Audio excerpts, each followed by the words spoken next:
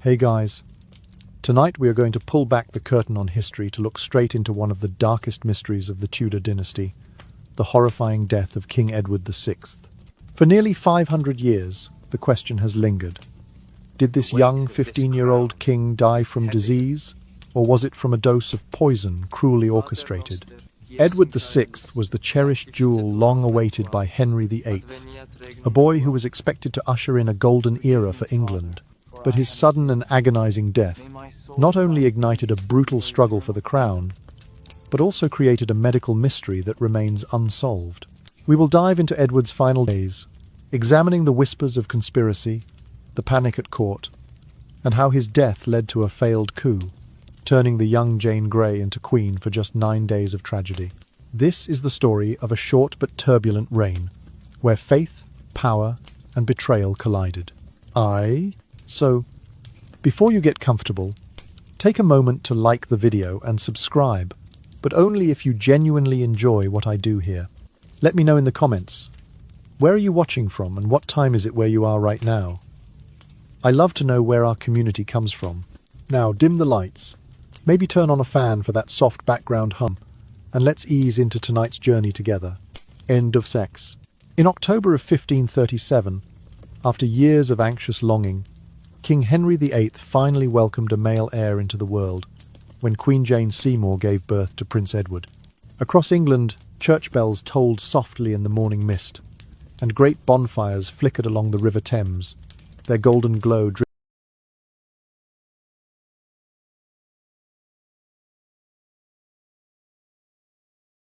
drifting over thatched rooftops and farmlands alike. Envision King Henry, clad in heavy cloak and riding boots, urging his chestnut charger through moonlit lanes toward Hampton Court, heart pounding with the thrill of triumph at last. In that hushed hour, the Tudor dynasty's future seemed assured, and the realm exhaled in collective relief. Courtiers whispered in candlelit corridors that this child might herald a golden age, washing away decades of religious strife and uncertainty that had shadowed the kingdom since Henry's break with Rome.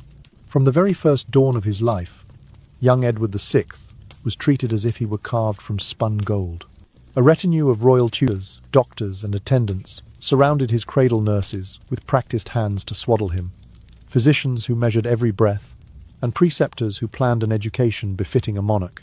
Though rumour among commoners spoke of frailty and pale cheeks, those closest observed a different reality. He cooed like any newborn, then grew quickly into a vigorous boy whose limbs stretched ambitiously beneath silk linens. His governess, Mistress Margaret Bryan, noted that he could not be still. He rolled his way across palace carpets, kicked his heels in delight at distant music, and wagged tiny fists in a dance of pure delight. Each cough, each smile, each nap was recorded in meticulous detail by scribes, as though every moment might contain a clue to the realm's destiny. Yet even as celebration swept the land, sorrow crept quietly into the royal nursery. Only a few days after the birth, Queen Jane fell gravely ill, an infection that no prayer or poultice could halt. Her passing left a profound void in both father and son. Henry, stricken with grief he had never known before, withdrew into sombre reflection, while Edward, too young to understand fully, felt an emptiness at his side, where his mother's hand once rested. From that moment, the child's world became a gilded cage, its bars formed not of iron, but of constant vigilance. Palace guards patrolled corridors in pairs, their halberds clinking against marble floors. Nobles took turns at his bedside, their furtive glances revealing half-spoken fears of poison or coup. Even the soft lullabies meant to soothe him were composed with caution, lest any song carry within it a curse. In this environment of lavish care and concealed dread, Edward's earliest days unfolded between silken sheets and whispered counsels. Every morsel placed to his lips was tasted by a servant first, and every visitor, no matter how trusted, was scrutinized for hidden blades or secret sympathies. The palace physicians, armed with leeches and distilled waters, debated theories of humoral balance and divine will, though none could wholly guard against the shadows that lurked beyond the nursery doors. It was in these delicate hours when the world outside stirred with hope, and the candlelight danced across tapestries that the boy prince learned, without words, that his cradle was both cradle and prison, his life bound to the fragile thread of Tudor ambition. Thus began the story of Edward VI, swaddled in splendour, yet wrapped in suspicion, an infant king whose every breath would carry the weight of a kingdom's hopes and the terror of its secrets. In the quiet hush of Hampton Court, amid the echo of bells and the glow of midnight fires, the boy's first chapter was written one of jubilation tempered by grief, of unbridled promise, shadowed by the spectre of peril. As England watched and wondered, the tiny prince slept fitfully, guarded by watchful eyes that saw both saviour and sacrifice in his delicate form. And so, in the soft cradle of history, began the reign of a child destined to shape and be shaped by the turbulent tide of Tudor England. Beginning in his earliest years, Edward VI was raised as his father's divine agent, charged with the solemn duty of purifying the Church of England of all vestiges of Roman Catholic influence. Noble Tudor's scholars versed in classical law and devout Protestant preachers converged upon Hampton Court to shape the boy's mind and spirit. They guided his tiny fingers as he learned to trace the letters of Holy Scripture, taught him to pen graceful petitions as if crafting royal decrees, and opened his eyes to the rich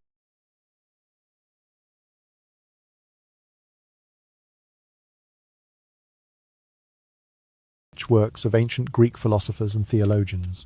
Before he had even seen his 8th birthday, Edward sat at polished oak tables, debating the finer points of doctrine with visiting bishops and cardinals, his voice steady and inquisitive. Chroniclers later recorded that his grasp of textual nuance and his capacity for rigorous argument marked him as a prodigy, a child whose intellect shone like a beacon in the dim corridors of Tudor power. Yet beneath the accolades and the embroidered velvet robes lay an ever-present weight of expectation. From the moment he drew his first breath, whispers of hope and conspiracy swirled through the palace halls. England pinned its collective yearning on this fragile prince, believing he could close the wound of religious turmoil wrought by his father's severing of ties with Rome. Every gesture, whether a nod to a visiting dignitary or the slightest hesitation before reciting a psalm, was scrutinized by courtiers hungry for scandal or triumph. A fleeting cough might be whispered as evidence of frailty, a tremor of the hand as portent of weakness. In this atmosphere, young Edward learned swiftly to conceal his doubts, to smooth his features into calm composure, and to speak only when he had measured the weight of each word. The absence of his mother, Queen Jane, compounded his solitude. He lacked the gentle counsel of maternal affection, the soft lullabies that might have eased his restless nights. Instead, Edward found comfort in the stern tutelage of Sir John Cheek and Dr. Richard Cox, who not only instructed him in Latin, rhetoric, and the precedents of monarchy, but also served as surrogate guardians of his conscience. They extolled the virtues of self-discipline and piety, urging him to steel his heart against the trappings of childhood pleasure. As dawn's first light pierced the stained-glass windows of Westminster Hall, the boy prince was already seated at a long table of gilt chairs, poring over Greek manuscripts while his contemporaries still clutched ragged dolls and chased chickens in the courtyard. In the glow of torchlight and candle flame, Edward participated in the formal ceremonies that punctuated court life. He learned to curtsy with princely grace before ambassadors bearing gifts of exotic silks and porcelain, to offer solemn blessings at the altar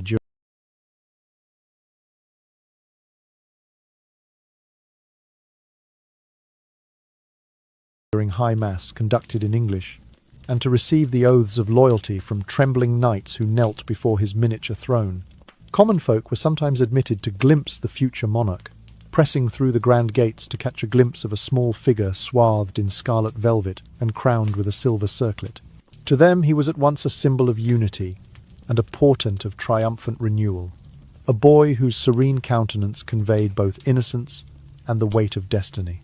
By his 7th autumn, Edward had mastered not only the art of governance in theory, but also the performance of regal dignity in practice.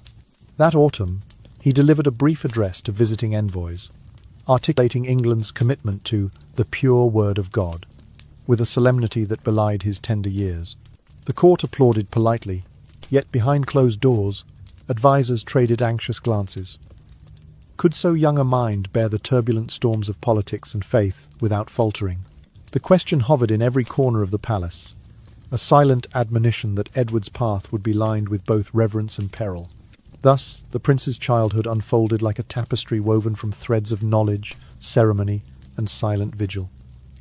In the hush of his private chambers, he memorized passages from Street, Augustine. In the clatter of the great hall, he stood unwavering as peers and prelates bowed low. His life was one of duality, privileged yet constrained, celebrated yet watched, and it taught him early the art of concealment. To cloak uncertainty behind a composed facade, to temper youthful enthusiasm with sober reflection. In these formative years, Edward learned that the crown he wore in miniature was more than ornament.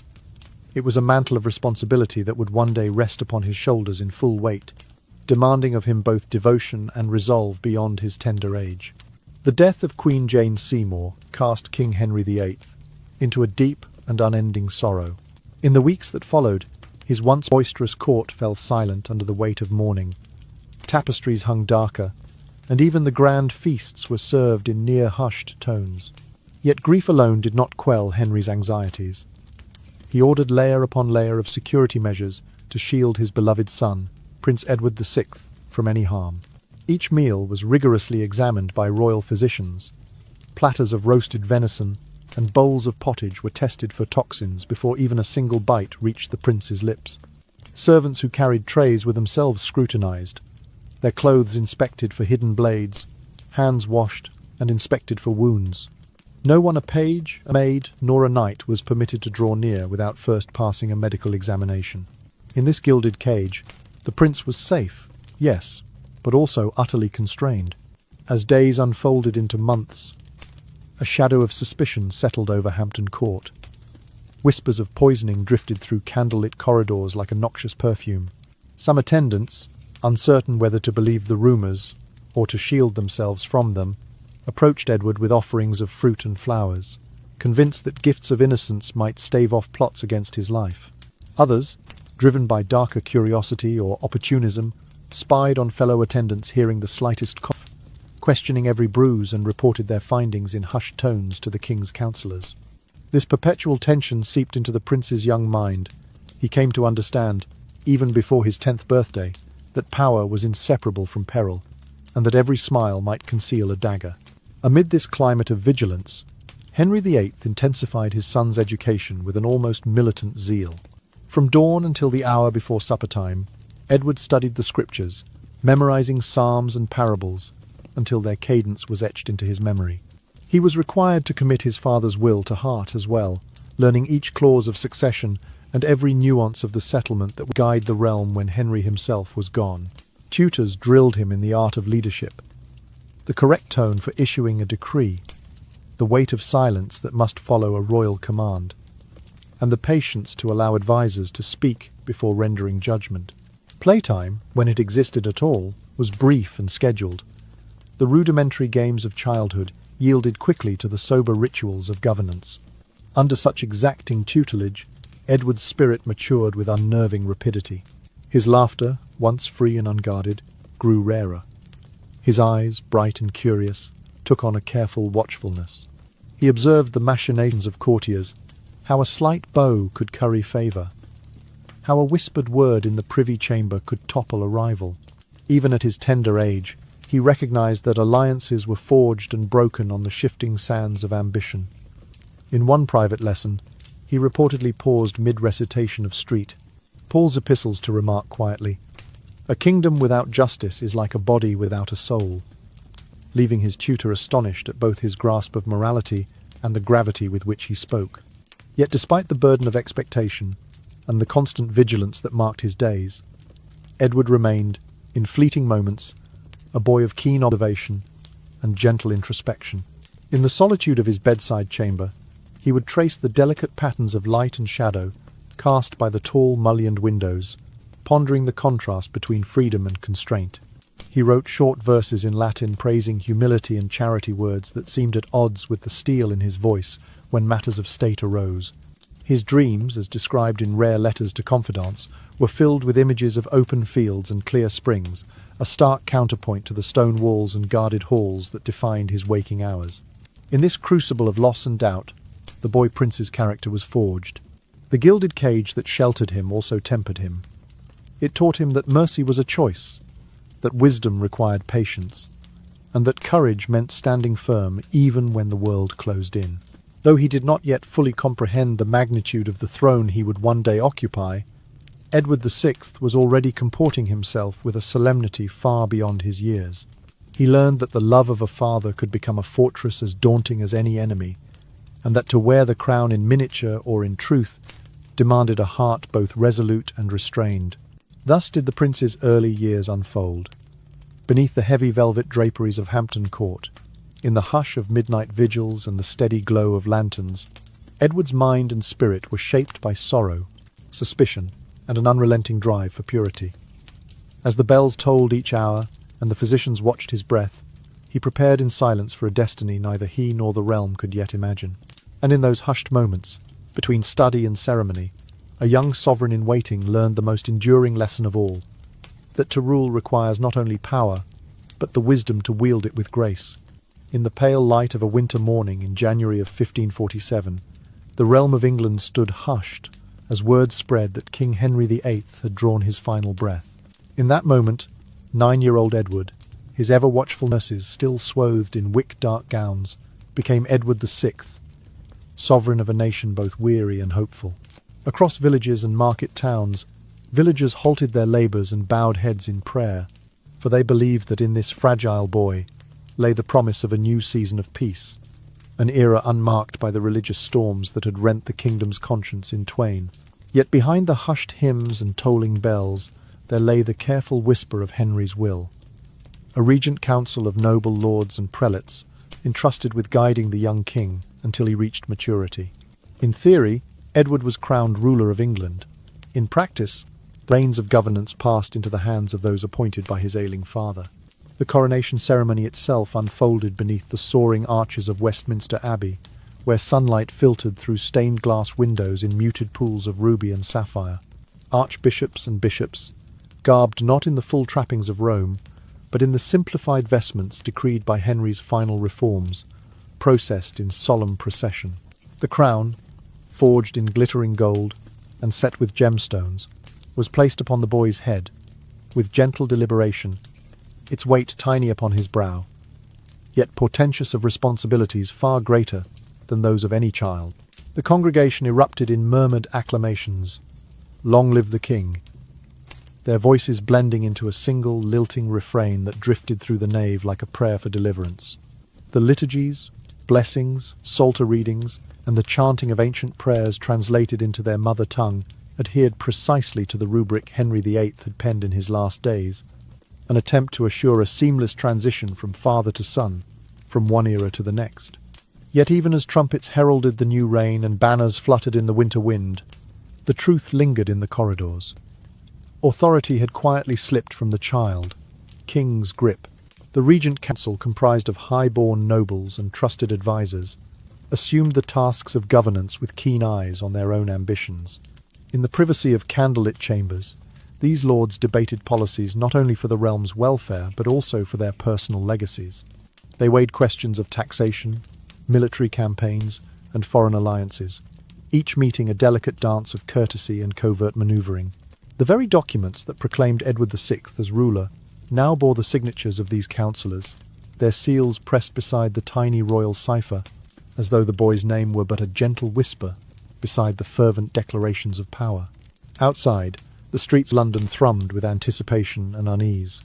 Merchants gazed skyward at pennants emblazoned with the Tudor rose, while watchmen lingered at street corners beneath torches that sputtered in the chill. Town criers proclaimed new edicts, their words echoing off cobblestones. And yet the people discerned a subtle shift. Though the boy wore the crown, it was the voices of these regent lords that commanded the realm's pulse. Churches nodded in respectful acceptance, their congregations torn between reverence for the youthful monarch and silent prayers that the council would not betray Henry's final wishes. Within the palace walls, Edward's days settled into a delicate rhythm of ceremony and solitude. He observed the council's discussions through grated windows of the Privy Council chamber, his small frame pressed against the wood, as though straining to grasp every word. Tutors continued their lessons. Latin, theology, matters of state, yet now their instruction was interwoven with the council's pronouncements, preparing him, ever so gently, for the day he would finally claim true authority. In his chambers, tapestries depicting his father's triumphs hung silent testimony to a legacy he had inherited but not yet experienced. Guards paced outside his door with long halberds, their breaths misting in the corridor as they conferred in low tones about grain shortages or uprisings in remote shires. As winter deepened, the Regent Council held its first public session in the Painted Chamber, ink-blotted records trailing behind each lord's steps. They passed laws to stabilise coinage, levied modest taxes to rebuild castles battered by border skirmishes, and sent envoys to negotiate treaties with French and Scottish courts. All decisions bore the Crown's name and the boy king's blessing. Yet it was the Council's hand that guided the pen. It was in these encounters that England's governance took on new forms, shaped by the interplay between youthful idealism and seasoned caution, between the desire for continuity and the hunger for influence. Thus, the stage was set for a turbulent chapter in Tudor history. The accession of Edward VI, though solemnly declared in the hushed splendour of Westminster, had in truth inaugurated a contest of wills. On one side stood the innocent monarch, cloaked in the awe of divine right and tender age. On the other, a cadre of noble councillors, each eager to steer the nation according to both Henry's legacy and their own designs. And so, beneath the motionless gaze of royal portraits and the flicker of candlelight in draughty chambers, England embarked on its next journey, one in which the crown rested lightly upon a child's head, while the real weight of rule lay heavy in the hands of the Regent Council. Within days of his accession, Edward Seymour, Duke of Somerset brother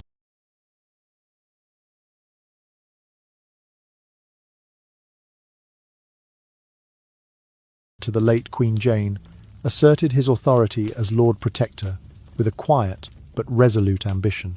Somerset stood before the Privy Council amid the hush of early morning candlelight, proposing sweeping changes for the benefit of the Most High King.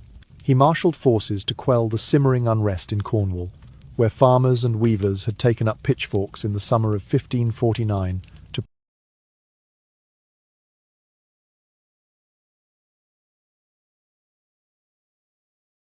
protest rising rents and religious innovations. The Protector's troops, brass-helmed pikemen and steel-capped volunteers, marched into market towns under banners bearing Edward's youthful cipher. Their arrival crushed the rebellion swiftly and decisively, sending a clear message throughout the realm. The new regime would brook no insurrection. In tandem with his military ventures, Somerset championed the spiritual reformation that had animated Edward's own convictions. Alongside Archbishop Thomas Cranmer, he orchestrated the removal of the Blessed Sacrament from altars, replacing Latin rites with English prayers that echoed in hallowed aisles and parish churches alike. Parishioners, once murmuring Latin responses under their breath, now read aloud from common prayer books in their native tongue. Effigies of saints and carved rude crosses were stripped from sanctuaries, their wooden fragments consigned to bonfires that crackled beneath grey skies. Though Edward was barely 9 years old, he lent his full assent to these measures, his small hand pressing the royal seal upon edicts that declared England's churches purged of idolatry. The chronicles of the age record that the boy prince's eyes shone with zeal as he affirmed the mission to purify the national faith, viewing each ceremony as a solemn duty bestowed by divine ordinance. Yet behind the public spectacle of reform and repression, the corridor's power hummed with rivalry. Somerset's rapid accumulation of influence unsettled other noble houses, who saw in his protectorate both the promise of progress and the threat of domination. The treasury groaned under the weight of military campaigns and the expense of rebuilding churches in the new Protestant style. Grain prices climbed sharply as war coffers emptied, forcing common labourers to pay more for their daily bread. Disquiet turned to discontent when harvests failed on the western marches, and peasants whispered a refrain as old as tyranny itself: the burdens of reform must not fall so heavily upon the poor. Amid this unrest, John Dudley, Earl of Warwick, surveyed the political landscape with keen eyes. Warwick, son of a former protector, recognised Somerset's vulnerability and began forging alliances with sceptical bishops and disaffected magnates. He offered counsel at Wolsey's old table in Greenwich Palace, commiserating over shared concerns. Too many soldiers drained the coffers, too many sermons drained the spirit of compromise. Warwick's voice, measured and persuasive, carried weight among the council. He urged restraint, proposing that the pace of change be moderated lest the very fabric of society unravel. Behind closed doors, he and his confidants plotted subtle intrigues. A favour here, a rumour there, each designed to chip away at Somerset's standing. Somerset, for his part, remained steadfast in his conviction that reform and order were two sides of the same coin.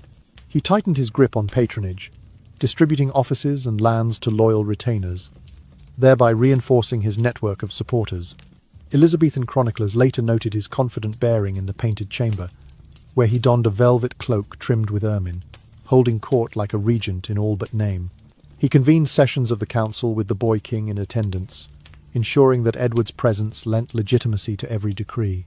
Nevertheless, those who watched from the shadows whispered that Somerset's ambition had begun to eclipse his duty, that his protectorate was morphing into a dynastic project clothed in the rhetoric of piety.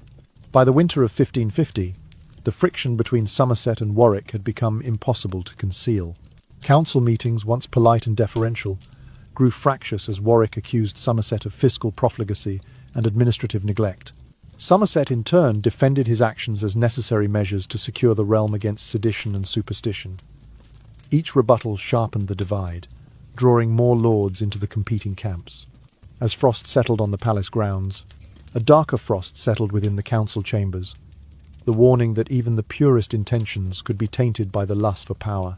Thus did the stage set by Edward Seymour's bold protectorate give way to the slow burn of a power struggle. The banner of reform, which had fluttered bright and hopeful over England's villages and cathedrals, now bore the rumpled edges of controversy. The memory of Cornwall's rebellion, and of fires kindled in both hearth and pulpit, lingered like a cautionary tale, that noble aims may falter when weighed down by the cost of their own ambition. And so, in the quiet glow of candle flames, the council prepared for the next act in a drama of crowns and consciences, an uneasy interlude before the boy king would one day step fully into his own.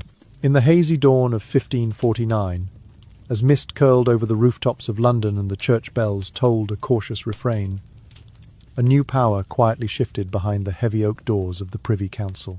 John Dudley, Earl of Warwick, soon to be known as Duke of Northumberland, saw in the kingdom's discontent a chance to reshape its future. The peasantry writhed under the burden of soaring grain prices, and cartoons of unrest flickered in the provinces, while the tide of military failure lapped at England's borders. With a discreet hand and a network of sympathetic nobles at his back, Warwick orchestrated a soft coup that would unseat Edward Seymour, Duke of Somerset, from the mantle of Lord Protector. Under a veil of ceremony and feigned deference, Warwick assembled a council meeting in the Painted Chamber, its walls echoing with the faint clink of armour and the low murmur of beckoning voices. Somerset, attended by his loyal retainers, entered expecting routine council. Warwick and his allies, seated at the head table, stood and offered curt bows. Before Somerset could protest, trumpets sounded, and armed guards, veterans of the Cornish campaign, blocked the exits. The Duke's fate was sealed by gentle but inexorable pressure. "By the command of the King," announced Warwick, his voice even, "we request your resignation as Lord Protector, that peace and order might once more prevail." With few options and little appetite for civil strife, Somerset bowed his head and relinquished the seal of office to the new protector. In the eyes of the public, this transfer of authority was framed as a seamless act of loyalty to Edward VI. Proclamations draped across market squares read, "His Majesty, though scarce 13 years of age, does now oversee the governance of this realm, invoking pity and pride in equal measure." Each official document bore the line, "By His Majesty's gracious command," lending the boy king's name a weight it had seldom wielded. Yet behind the ornate crimson tapestries and ceremonial robes, it was Warwick, now Duke of Northumberland, who set the strategic course. With deft precision, he drafted military orders to secure the Scottish marches, devised a modest tax to replenish depleted coffers, and issued a fresh edict mandating the removal of remaining Catholic imagery from parish churches. To solidify his influence and secure the line of succession, Northumberland pressed for revisions to the royal inheritance. He advanced the name of Lady Jane Grey, his son's young wife, and a devoted Protestant into the list of rightful heirs, weaving her into the tapestry of Tudor continuity. The amendment, proclaimed with solemn ceremony in the council chamber, suggested that should the boy king perish without issue, Jane's claim would stand unchallenged by his half-sisters. This manoeuvre, cloaked in legal precision, spoke volumes of Northumberland's intent. to forge a bond of loyalty between the crown and his own ambitions, all while maintaining the veneer of deference to royal prerogative. Amid these high-stakes gambits, Edward VI observed with keen interest. Though nominally confined to the sidelines of power, he seized every opportunity to speak his mind. At times, he displayed the stubborn resolve of a seasoned monarch. He urged the council to accelerate the Protestant reforms, demanding full abolition of the Mass and the sale of monasteries' lands to fund poor relief. Letters penned in his small hand, preserved by later archivists, recount the prince's desire to punish recalcitrant cardinals who resisted the new ecclesiastical order, and to grant estates to zealous pastors who had championed the cause of reformation. His directives, though couched in polite deference, bore the force of sovereign will, prompting both admiration and caution among his advisers. Northumberland, for his part, walked a narrow path between harnessing the king's fervour and tempering his youthful zeal. He recognized that Edward's unbridled devotion to Protestant ideals could galvanize popular support, giving moral authority to every edict, and yet he feared that too rapid an onslaught might fracture the fragile alliance between reformers and moderates. In council sessions lit by lantern glow, the Duke weighed these considerations. He would bolster the boy king's image as a devout leader, yet insulate him from the perils of unchecked fanatical zeal. He guided Edward's speeches, suggesting which passages of Scripture might best sway the House of Commons, and which actions might provoke backlash in the shires. This delicate dance of power played out in the ornate chambers of Whitehall and behind velvet curtains in the audience chamber. Northumberland's men distributed pamphlets praising the young sovereign's piety, while suppressing murmurs of discontent among landed gentry wary of social upheaval. Edward, though only 12 turning 13, absorbed these lessons in statecraft, when to assert his royal voice, and when to allow the Duke's more seasoned tongue to speak in his name.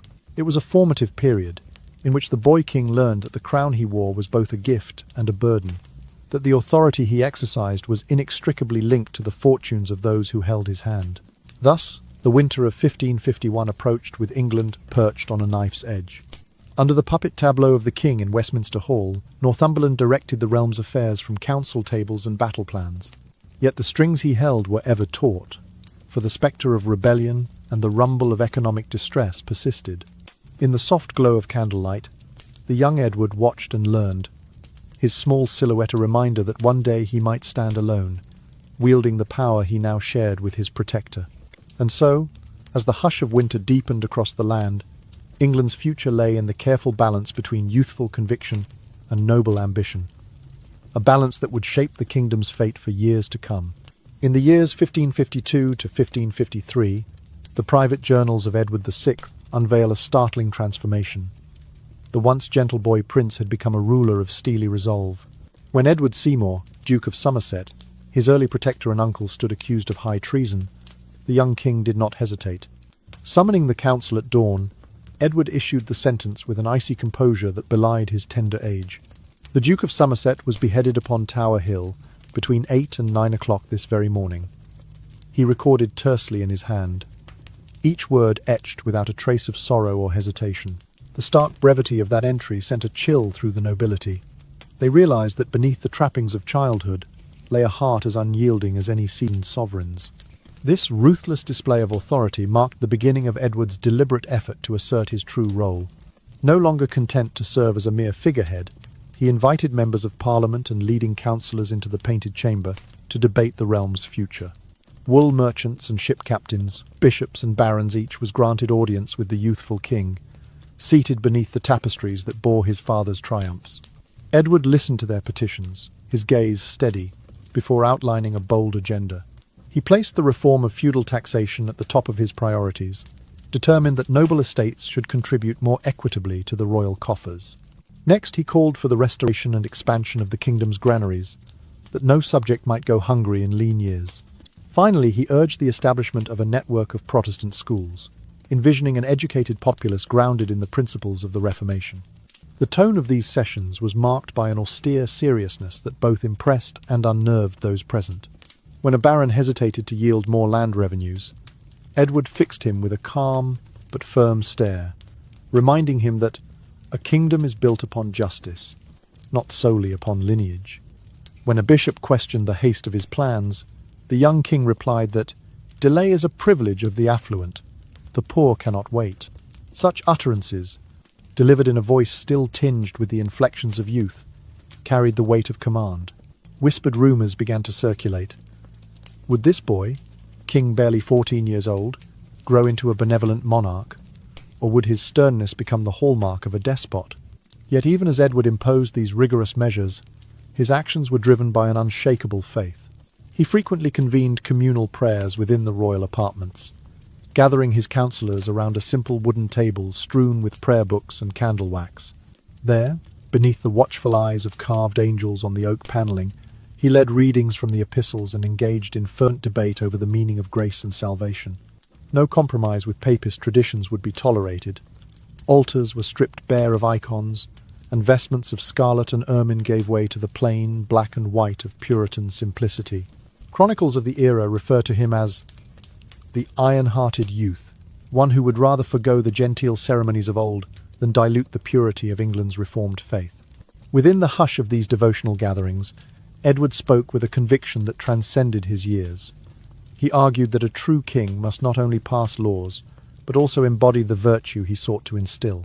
When a sceptical noble suggested tempering the reforms to placate conservative critics, Edward responded that a ruler's duty is not to please the fickle many, but to uphold the steadfast truth. His clear-eyed determination inspired some councillors to redouble their efforts on behalf of the Protestant cause, while others whispered anxiously that his zeal might alienate too many subjects. By late spring of 1553, the kingdom bore the imprint of Edward's will. Feudal levies had been recalibrated, granaries restocked, and dozens of grammar schools established in market towns from Kent to Cornwall. Yet for all these achievements, the boy king's court was hushed by the memory of Somerset's fate. Courtiers walked with measured steps, wary of incurring his young majesty's displeasure. Even the grand feasts at Whitehall were subdued, with pewter plates replacing the silver and game birds served without elaborate sauces. Edward was often seen at the head of the table, his slender frame cloaked in sober black, reading quietly from a folio of psalms while attending physicians whispered prognoses in his ear. And still he pressed onward. When news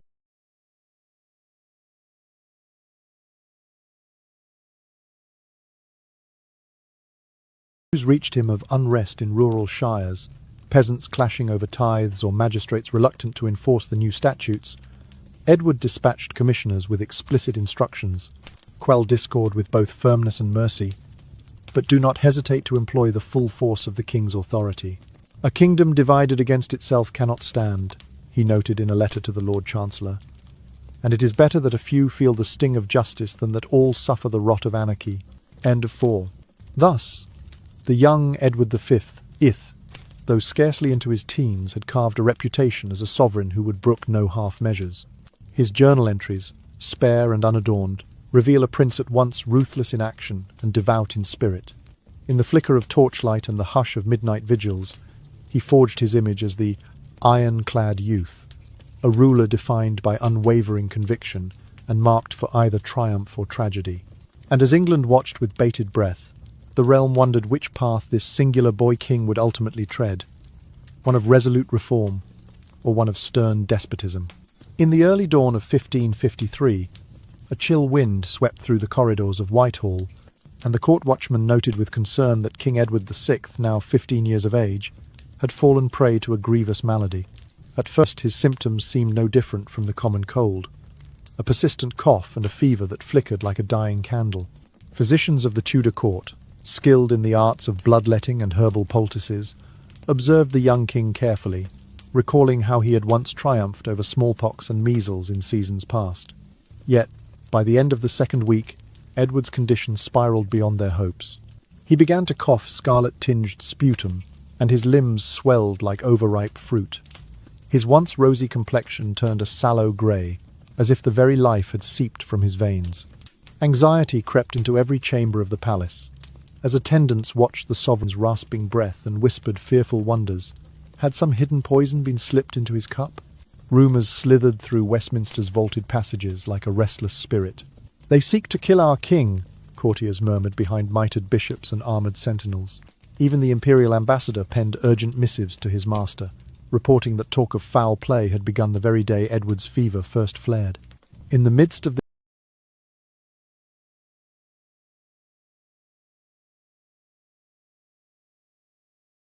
this mounting dread, a mysterious woman, cloaked in velvet the colour of midnight, appeared at the palace gates.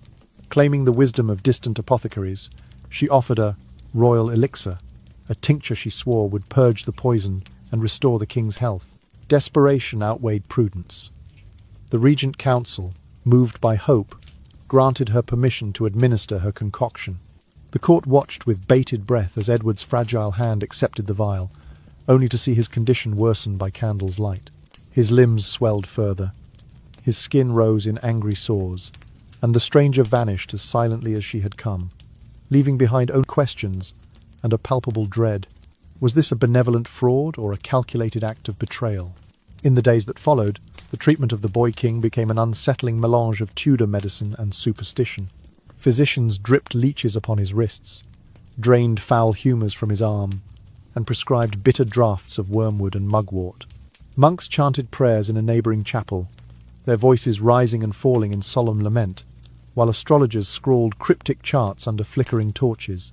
Official dispatches to the provinces spoke of signs of improvement, yet the people of London saw shuttered windows and heart-rending strains of mournful trumpets at dusk. Servants in the inner court exchanged furtive glances. Nobles braved the risk of contagion to glimpse the king's chamber, claiming they sought only to confirm the truth of his condition. In that hush of guarded urgency, the palace gates were barred, and every visitor was subjected to strict examination both for wounds and for whispered loyalties. As pangs of uncertainty gnawed at the realm, Edward lay upon his bed of eiderdown, his breath shallow and ragged. At times he roused, his eyes reflecting the violet glow of evening lamps, and whispered prayers for mercy.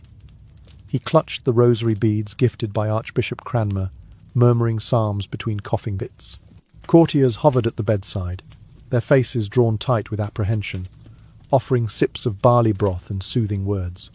Yet each promise of relief proved fleeting, as though the king's vitality had slipped through their fingers like grains of fine sand. Meanwhile, Northumberland and the council faced a growing tide of whispers that spoke of treason.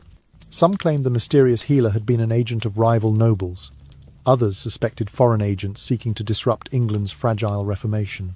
Every creak in the corridor, every hushed conversation beyond the locked doors, fueled the sense that the palace itself had become a crucible of mistrust.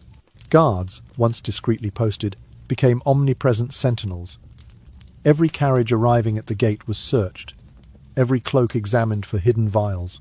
Through windows misted by winter breath, the people of London glimpsed the shadowy silhouette of the palace, its towers looming against the grey sky like silent witnesses to the unfolding tragedy. They heard nightly the solemn curfew horn, announcing that no commoner might approach the royal precincts. Shopkeepers shuttered their stalls at dusk, and mothers hushed their children with stories of the beloved prince who lay fighting an unseen foe. In taverns, hushed prayers offered comfort, and in parish churches, the faithful knelt before simple wooden crosses, entreating divine favour for their boy monarch. Thus did England hold its breath in the spring of 1553, caught between hope and despair. In that fragile interlude, the fate of a kingdom hinged on the frail pulse of a young king whose every breath was a precious gift, and every cough a grim reminder of his mortality. And as dawn gave way to dusk, the world watched and waited, knowing that in the quiet darkness of a king's chamber, history itself teetered on the edge of an uncertain dawn. In the gentle blush of spring, as April of 1553 unfolded across England, a fragile hope stirred within the stone walls of Whitehall. To the astonishment of both courtiers and common folk, Edward VI, now 15 years of age, showed sudden signs of recovery. His cough, once ragged and relentless, eased into a soft rasp, and his fever, which had scorched his cheeks a fortnight prior, cooled to a pale glow. On days when the sun broke through pearly clouds, the court physicians approved brief excursions into the royal gardens. There, Edward, gaunt but resolute, was propped into a crimson sedan chair and borne along gravel paths lined with budding roses. He breathed in the spring air, his thin shoulders rising and falling with each deliberate respiration, while a silent retinue of attendants kept vigilant watch. On occasion, he He opted for a short stroll, supported by a handmaid and a loyal page, pausing beneath blossoming magnolias to steady himself. These fleeting outings were captured in hastily commissioned portraits. A slender figure draped in black velvet, eyes still bright with youthful conviction, a faint smile playing upon his lips. Such images, circulated throughout the realm, carried with them a balm of reassurance, dispelling rumours that Edward had already joined his royal ancestors. The Regent Council, eager to spread comfort, released proclamations praising the boy's excellent progress. Town criers delivered the news to hushed marketplaces. His Majesty rallies in health. Trumpets blared from the Tower of London, and the press printed paeans to Edward's indomitable spirit. Sermons in parish churches spoke of divine favour, crediting the king's resurgence to celestial intercession. In every corner of the kingdom, hopeful prayers were offered for his full restoration, and merchants provided fresh blooms to adorn the palace chapels. This renaissance of optimism lifted whispers of impending tragedy, replacing dread with cautious celebration. Perhaps, they thought, the iron-hearted youth would yet steer England toward tranquility. Yet, swiftly as this renewal arrived, it began to unravel. Only weeks later, Edward succumbed to a violent relapse. His cough returned with ferocity, now accompanied by a dreadful expectoration of greenish-black pus that spoke of corruption within his lungs. The swelling in his arms and legs grew grotesque, flesh ballooning like overripe fruit. His skin took on a sallow, bruised hue, and open sores festered upon his limbs. Witnesses recoiled as tufts of hair loosened, falling in clumps upon his pillow, and his nails detached in small segments, revealing the raw tenderness beneath. The court physicians, once buoyed by signs of improvement, now conferred in alarmed undertones, their charts crowded with notes of growing infection. The palace corridors, which had echoed with relief,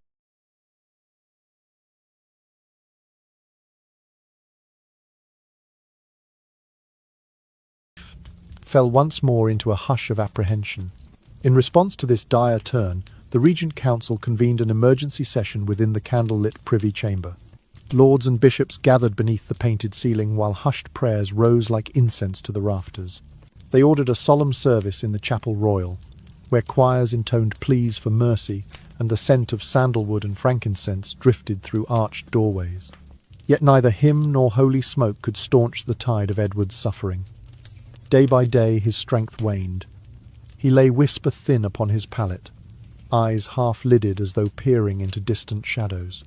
Each convulsive cough echoed through the bedchamber, a stark reminder that his life hung by a slender thread.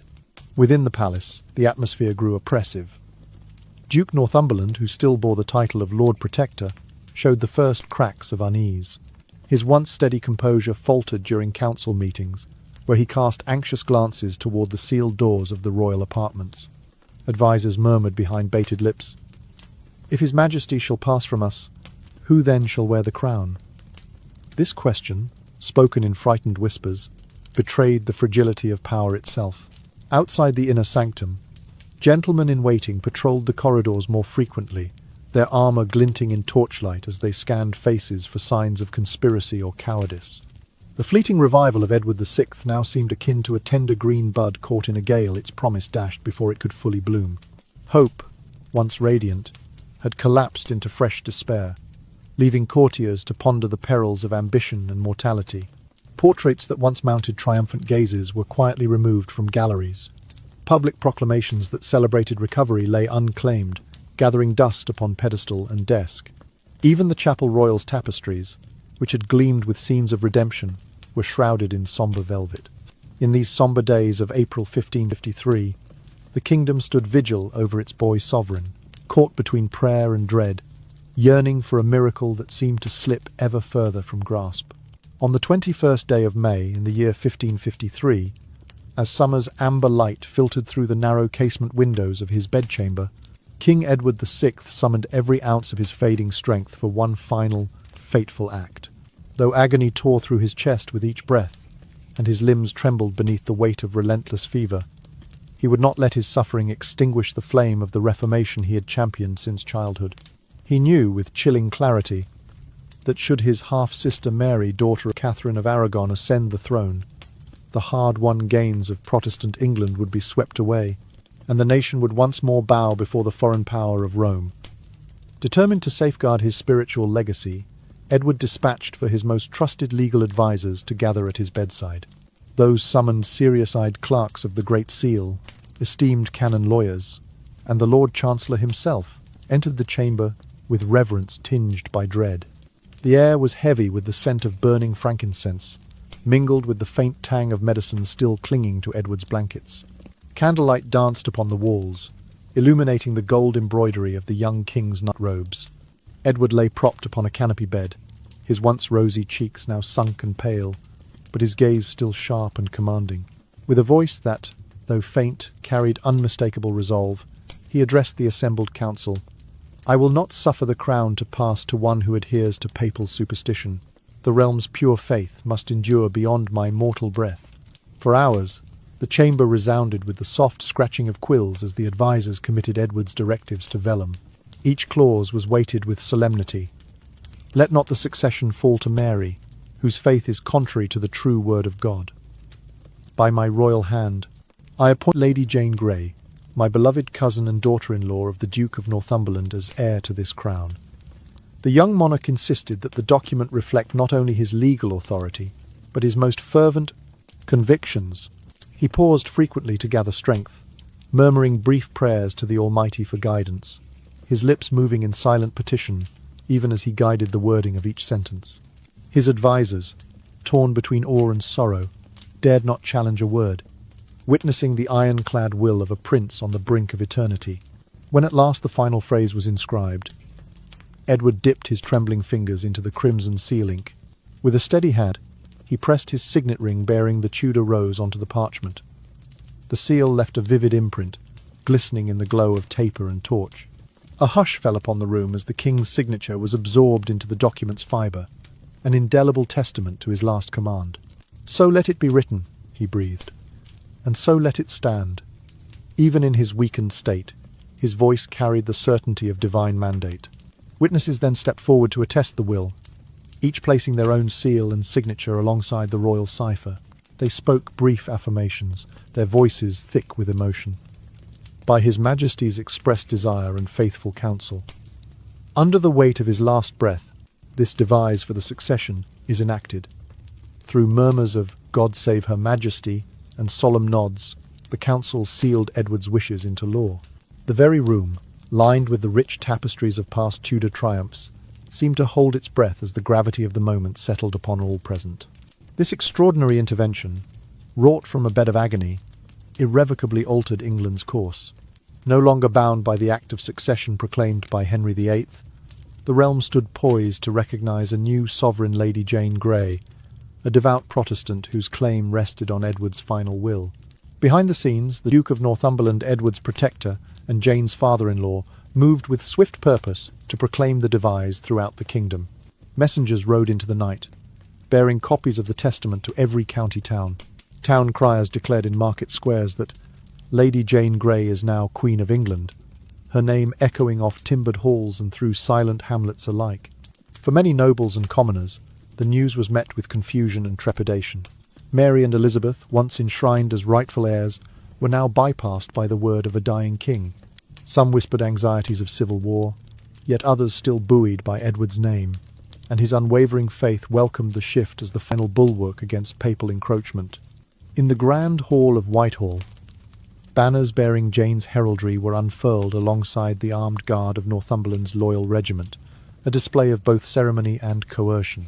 Thus, as Edward VI slipped quietly from this life a fortnight later, the stage was fully set for a fierce contest of crowns. The boy king's last breath had carved a path for his chosen successor, and in doing so, ignited a storm of loyalties and conflicts that would soon engulf the realm. Lady Jane Grey, anointed in haste and bound by her cousin's dying will, became the fulcrum upon which England's fate would pivot. And all the while, the echoes of Edward's resolute voice, uttered between prayers and penstrokes, lingered in candlelit chambers.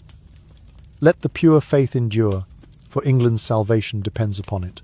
No sooner had the life slipped from King Edward VI than the Duke of Northumberland sprang into action, orchestrating the swift transfer of royal authority to his chosen heir, Lady Jane Grey. In the days immediately following the late king's passing, the devise for the succession signed in Edward's own hand was carefully copied onto vellum and pressed with the royal seal in multiple government offices: the Chancery, the Exchequer, and the Court of Wards. Each parchment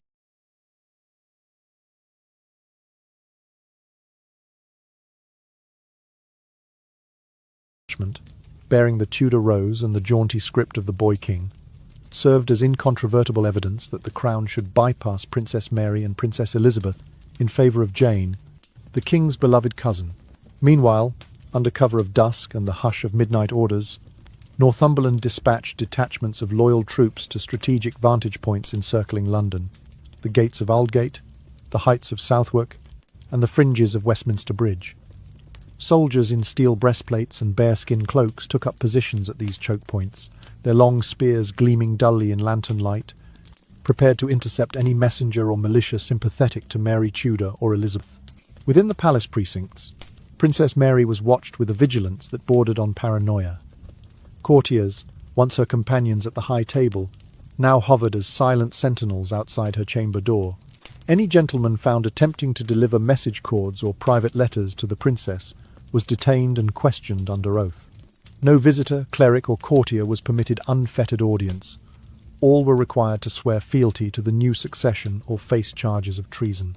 Yet Mary, accustomed to the trappings of royal privilege and buoyed by the quiet support of devout Catholic noble families, seized the opportunity to marshal her own advocates.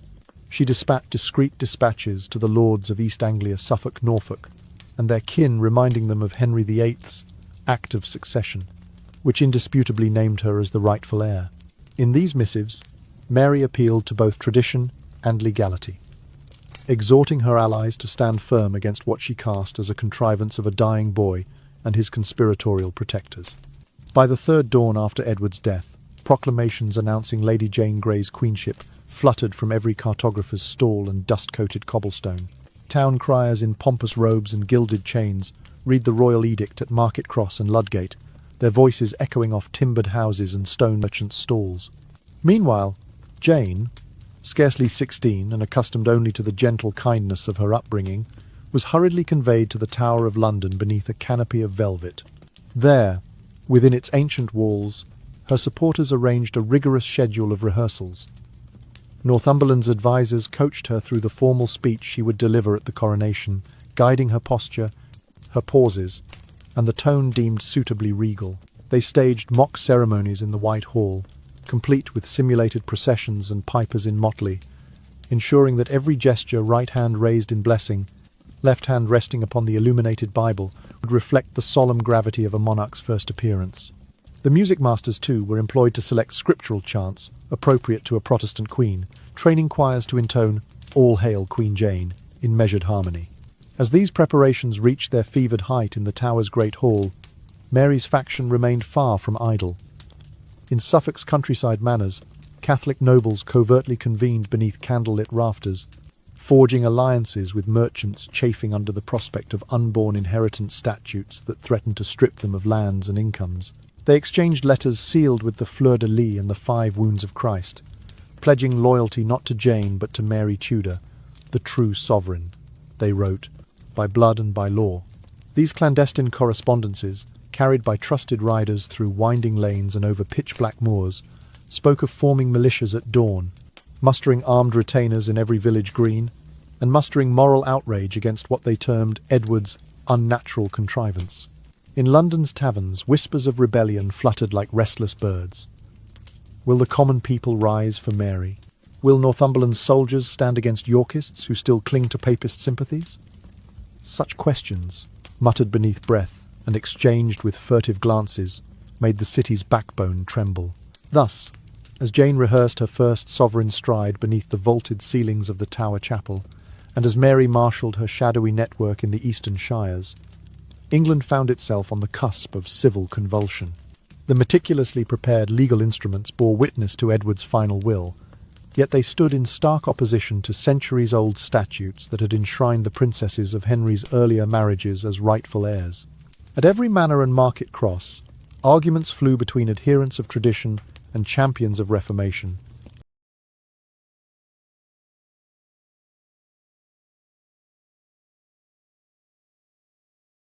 Each side confident of divine favour.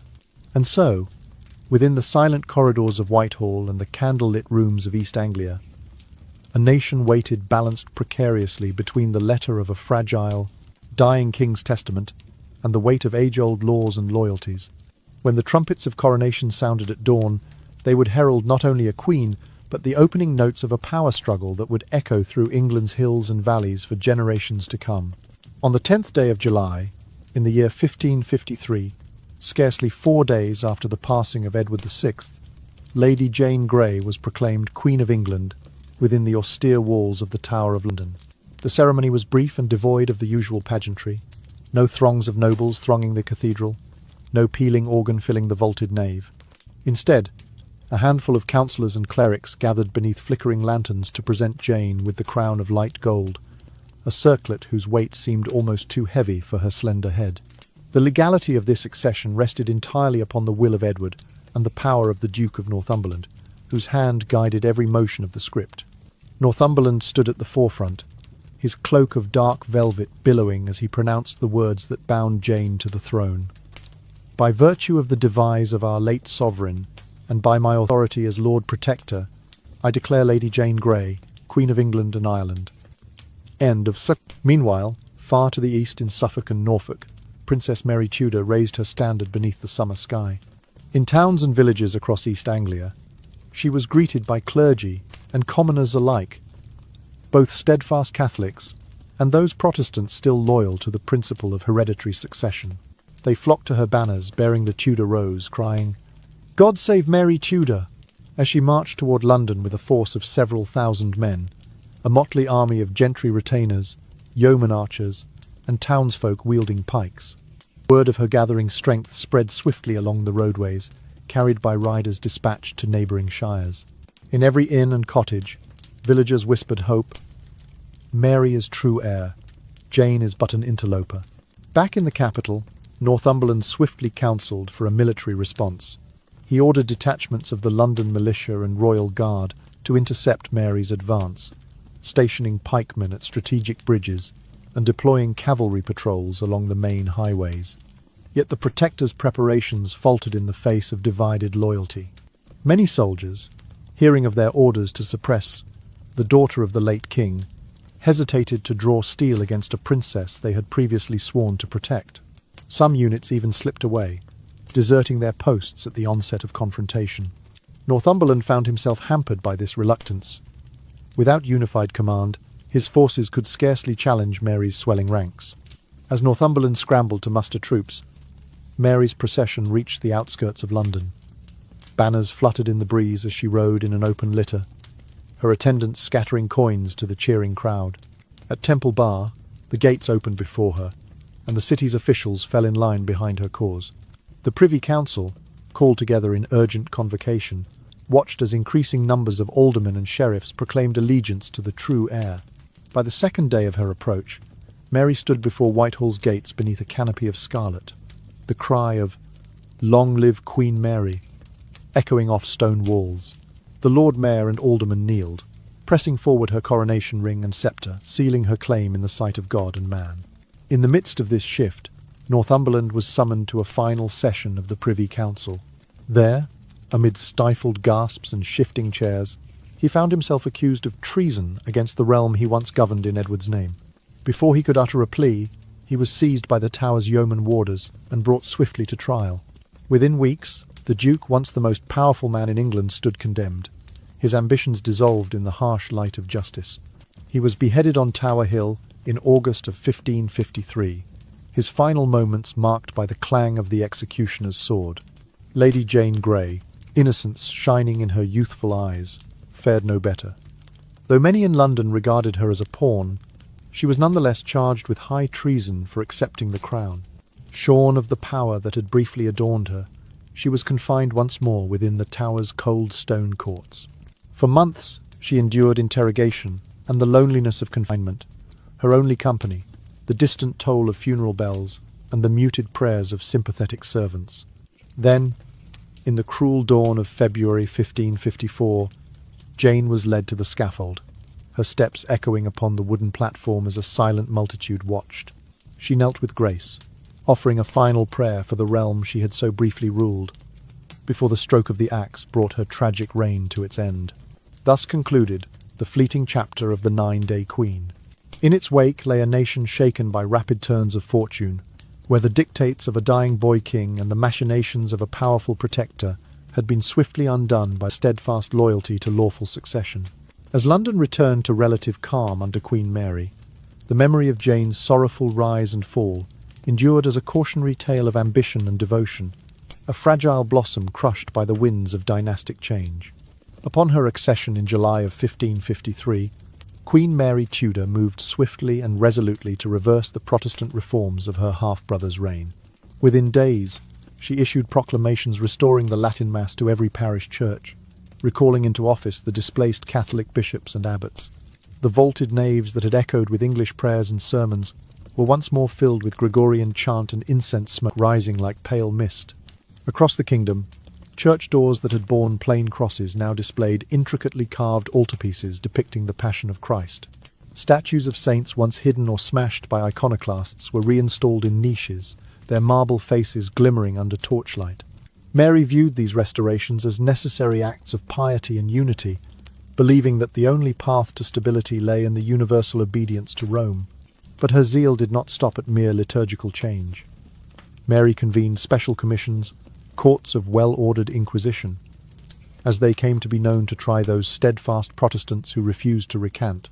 Among the first accused was the venerable Archbishop Thomas Cranmer, once Mary's tutor in matters of faith.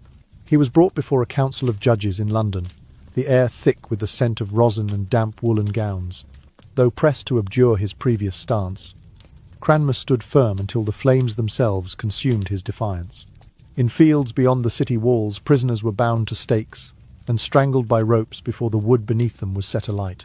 The crackle and roar of burning timbers echoed through the streets, drawing solemn crowds who watched in horror as ministers of the new faith perished in searing flames.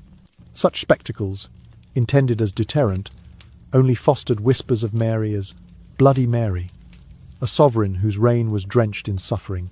Meanwhile, every church that had been adapted for the vernacular Eucharist was returned to its former glory.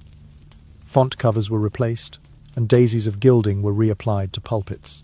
Sacred vessels, chalices, patens and censers long hidden in private chapels were dusted off and blessed anew. Choirs in Westminster Abbey sang once more in unison to papal hymns, their voices rising to the rafters as though weaving a tapestry of old devotion. Mary herself wrote to the Pope, beseeching his pardon for England's past transgressions and urging him to restore the authority of the Holy See. She believed, with quiet certainty, that only by reaffirming the Church of Rome could the realm find a firm foundation for both social order and spiritual unity. Yet the Queen's fervent retribution wrought not only spiritual realignment, but also economic upheaval. Landed gentry who had acquired former monastic estates under the dissolution found themselves stripped of property, their deeds declared invalid by royal decree. Vast tracts of arable land and timber fell once more to ecclesiastical hands, fueling the coffers of the restored abbeys and convents. Protestant families, including long-established merchants and nobles, saw their fortunes reversed overnight.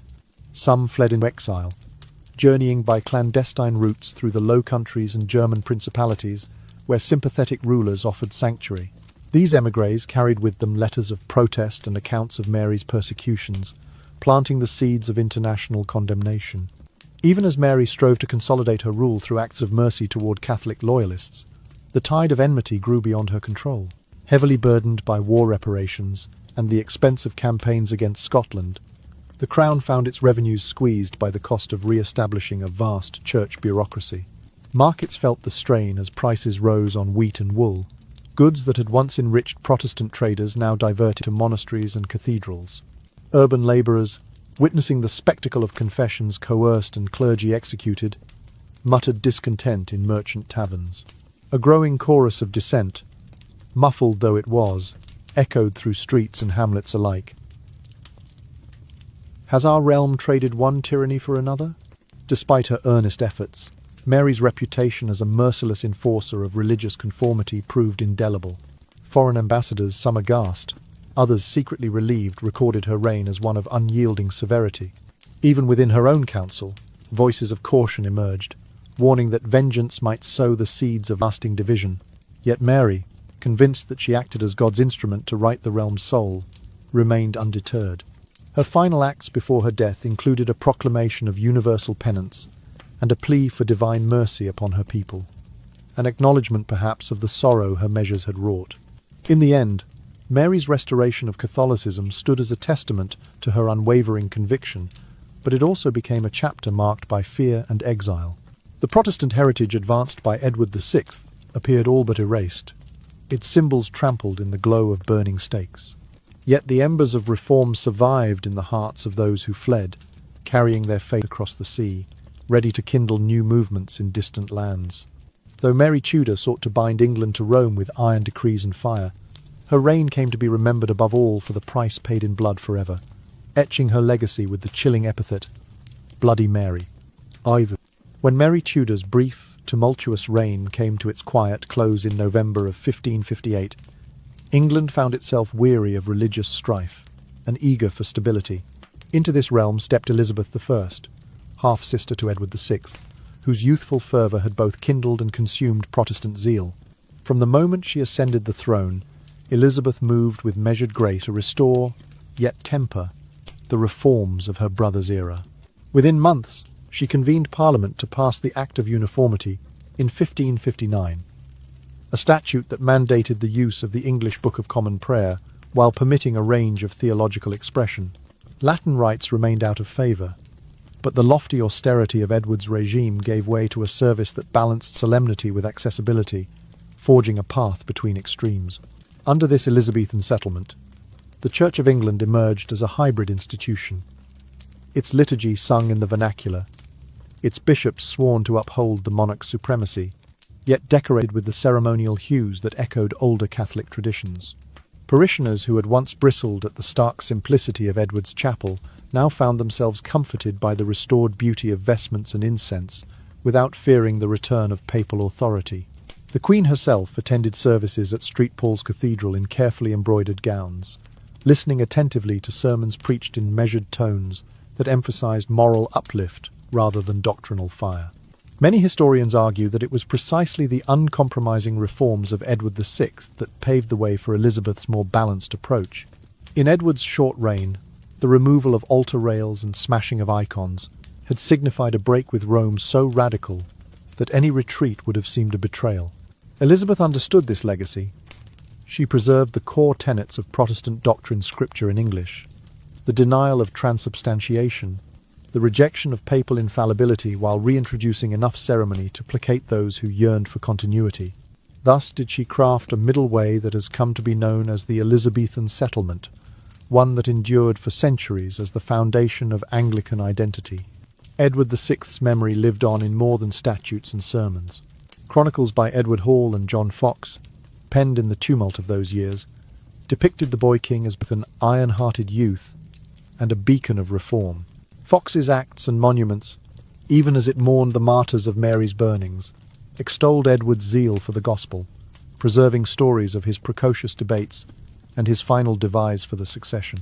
Hall's History of England likewise praised the late sovereign's commitment to a pure church, while lamenting his untimely passing. Through these works, Edward became a symbol, a monarch whose visions burned brightly, if briefly, and whose influence beckoned future generations to continue the work he had begun. Yet Edward's reign remained a haunting what-if in the annals of English history.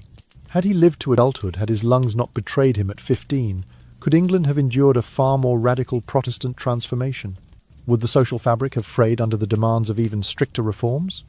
Or would a fully mature Edward have tempered his own zeal? These questions lingered in scholarly debates, and in the imaginations of poets and playwrights, who portrayed Edward as a tragic figure, destined for greatness, yet undone by the very convictions he held most dear. In the decades that followed, Elizabeth's policy of moderation gradually bore fruit. Under her long reign, England avoided the internecine conflicts that ripped apart other nations torn between Catholic and Reformed camps. The Church of England grew into a cohesive body, whose breadth embracing both elaborate choral services and plain prayers reflected the diverse loyalties of its members. In this, the legacy of Edward VI proved indispensable. His radical break with Rome had cleared the ground for a state church that could survive both internal dissent and external threats. Thus, while Mary's fierce retribution seemed to obliterate Edward's memory and Jane Grey's brief spark flickered and died, it was Elizabeth's via media that enshrined his work in enduring form. The young king's radical zeal had served as both a catalyst and a caution. It compelled reformers to go further, but it also taught his sister the necessity of balance. In the hush of twilight services beneath stained-glass windows, one could still sense the echo of Edward's ambition to shape a realm guided by conscience and scripture. And in the bright mornings of Elizabeth's domain, the faithful bowed their heads in thanks that the kingdom had survived its trials, carrying forward the dual heritage of Puritan rigour and measured ceremony. Edward VI remains, to this day, a poignant testament to the interplay of power, faith, and legacy. Though his reign spanned but 6 years, its imprint on England's religious landscape was profound. His story of youthful conviction, tragic demise, and posthumous influence reminds us that even the briefest light can illuminate a path for generations to come, guiding a nation through darkness toward a future neither wholly new nor entirely rooted in the past. And so our journey through the life and legacy of Edward VI gently comes to rest, like soft ripples settling on a still pond under the silver glow of the moon. As the shadows of history lengthen and the noise of upheaval fades into the quiet hum of memory, we find ourselves cradled in the gentle embrace of reflection. No longer do we hear the clang of steel upon the tower's ramparts, nor the crackle of flames in grim public squares. Instead, we breathe in the hushed cadence of time's passage, each exhalation a tranquil sigh that carries away the cares of courts and councils. In these final moments, let your mind drift among the petals of remembrance. Envision the tender swirl of incense in Westminster's vaulted nave, the soft murmur of prayers in a half-empty chapel, and the light touch of a king's own hand sealing a testament of faith and hope. Feel the cool stone beneath your fingertips as you lean against the ancient walls of history, warm with the echoes of devoted voices and cautious compromises.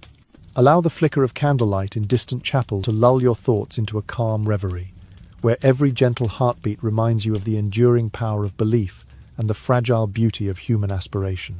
What, then, is the message carried on the breeze of Edward's brief but luminous reign? It is this, that even the gentlest soul, touched by purpose and guided by conviction, can shape the course of a nation. When youth and wisdom meet in humble service to a greater cause, they plant seeds that may bloom long after their planter has gone. In his fervent devotion to a vision of unity and